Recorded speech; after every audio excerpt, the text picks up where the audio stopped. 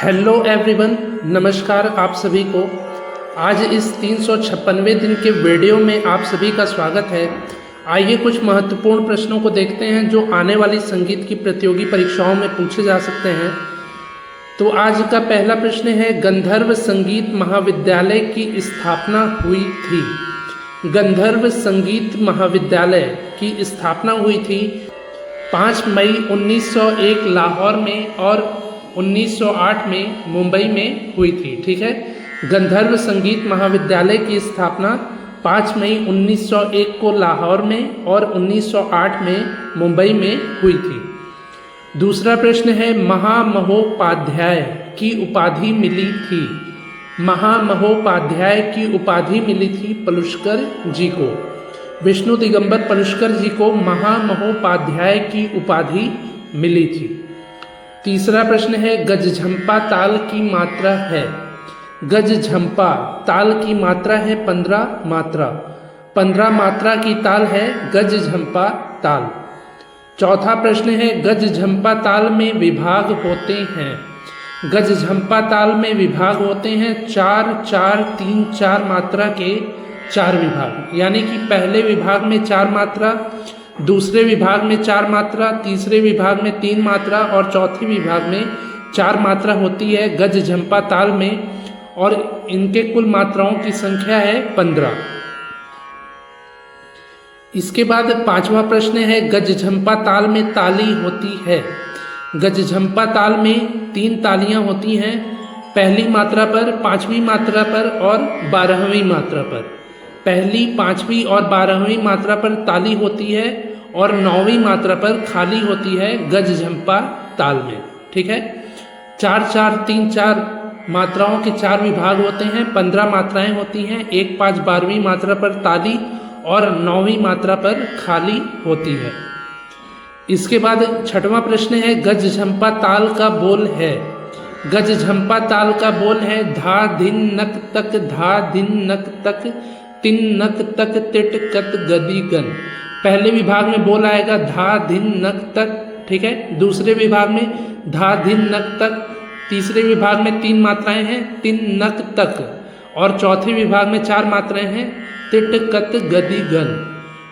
तो पूरा बोल है धा धिन नक तक, धा धिन नक तक, तिन नक तक, तिट कत गदी गन। ठीक है, ये गजझंपा ताल के बोल हैं। इसके बाद अगला प्रश्न है, गजझंपा ताल है। गजझंपा ताल है विषमपदी ताल। इसमें तीसरे विभाग में 3 मात्राएं हैं और पहले, दूसरे और चौथे विभाग में 4 4 मात्राएं हैं। तो 3 मात्राएं होने के कारण इसको विषमपदी ताल के रूप में जाना जाता है गजझंपा ताल को। यानी कि इसमें जो पदों की संख्या है समान नहीं है, क्योंकि 4 4 के बाद 3 आ जा रहा है तीसरे विभाग में, इसलिए पदों की संख्या समान नहीं है। 8वां प्रश्न है, राग दीपावली के आविष्कारक हैं। राग दीपावली के आविष्कारक हैं पन्नालाल घोष जी। पन्नालाल घोष जी जो बांसुरी वादक हैं, इन्होंने ही राग दीपावली का आविष्कार किया था, निर्माण किया था। ठीक है, इसके बाद 9वां प्रश्न है, गायन के लिए उपयोगी है। गायन के लिए उपयोगी है स्वर। स्वर जो होता है वो गाने के लिए उपयोगी होता है। 10वां प्रश्न है, भारतीय संगीत की कितनी पद्धतियां हैं। भारतीय संगीत में 2 पद्धतियां हैं, उत्तर भारतीय संगीत पद्धति और दक्षिण भारतीय संगीत पद्धति। ठीक है, दक्षिण भारतीय संगीत पद्धति को कर्नाटक संगीत पद्धति भी कहते हैं और उत्तर भारतीय संगीत पद्धति को हिंदुस्तानी संगीत पद्धति भी कहते हैं। ठीक है, तो भारतीय संगीत में 2 पद्धतियां हैं, हिंदुस्तानी संगीत पद्धति या उत्तर भारतीय संगीत पद्धति और दक्षिण भारतीय संगीत पद्धति या कर्नाटक संगीत पद्धति। इसके बाद 11वां प्रश्न है, झूमरा ताल की मात्रा है। झूमरा ताल की मात्रा है 14 मात्रा। 14 मात्रा की ताल है झूमरा ताल। 12वां प्रश्न है, राग भूपाली का थाट है। राग भूपाली का थाट है कल्याण थाट। कल्याण थाट का जन्य राग है भूपाली राग। 13वां प्रश्न है, राग भूपाली में वर्जित स्वर है।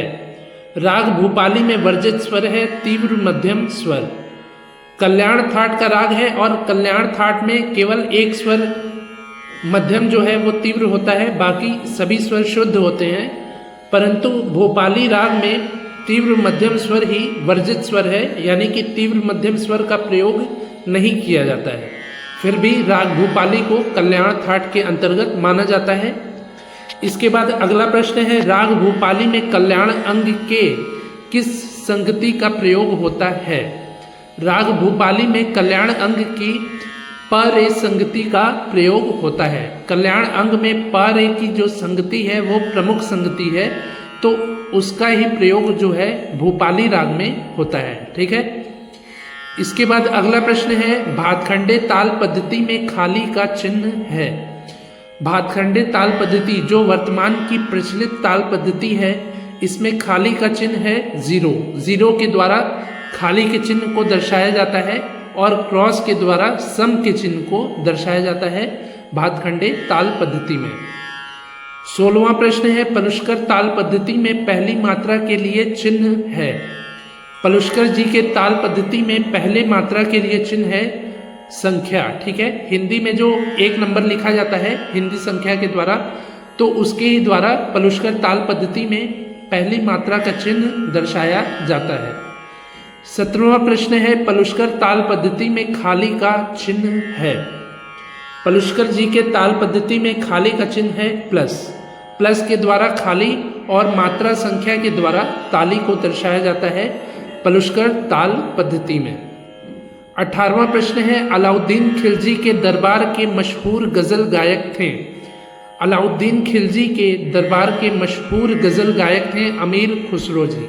अमीर खुसरो जी जो हैं अलाउद्दीन खिलजी के दरबारी गायक थे और उस समय के ये गज़ल गायक थे, मशहूर गज़ल गायक। इसके बाद 19वां प्रश्न है, पंडित बालकृष्ण बुआ ईचल करंजीकर जी के शिष्य हैं।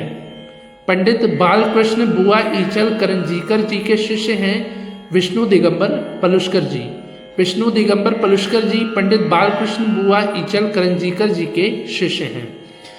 20वां और आखिरी प्रश्न है, पंडित विष्णु दिगंबर पलुष्कर जी का जन्म हुआ था। पंडित विष्णु दिगंबर पलुष्कर जी का जन्म हुआ था 18 अगस्त 1872 में। ठीक है। 18 अगस्त 1872 में पंडित विष्णु दिगंबर पलुष्कर जी का जन्म हुआ था। तो ये हो गए आज के 20 महत्वपूर्ण प्रश्न। उम्मीद है आपको ये प्रश्न अच्छे से समझ में आए होंगे। यदि समझ में आए हों तो आप इस वीडियो को लाइक करिए, ज़्यादा से ज़्यादा अपने दोस्तों से शेयर करिए जो प्रतियोगी परीक्षाओं की तैयारी कर रहे हैं, ताकि उनकी भी मदद हो सके। ठीक है। यदि आपने अभी तक इस चैनल को सब्सक्राइब नहीं किया है तो सब्सक्राइब कर लीजिए।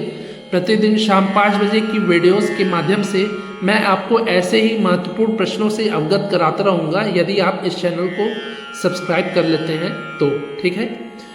आज ये 356वें दिन का वीडियो है। इसके पहले मैंने 355 वीडियोस को बनाया है, जिसके प्लेलिस्ट का लिंक नीचे डिस्क्रिप्शन में है। यदि आपने अभी तक उन महत्वपूर्ण प्रश्नों को नहीं देखा है तो अवश्य ही देख लीजिए, जिससे कि आपके आने वाले प्रतियोगी परीक्षाओं की और भी बेहतर तैयारी हो पाए। ठीक है। तो मिलते हैं ऐसे ही अगले 357वें दिन के वीडियो में। तब तक के लिए नमस्कार, धन्यवाद।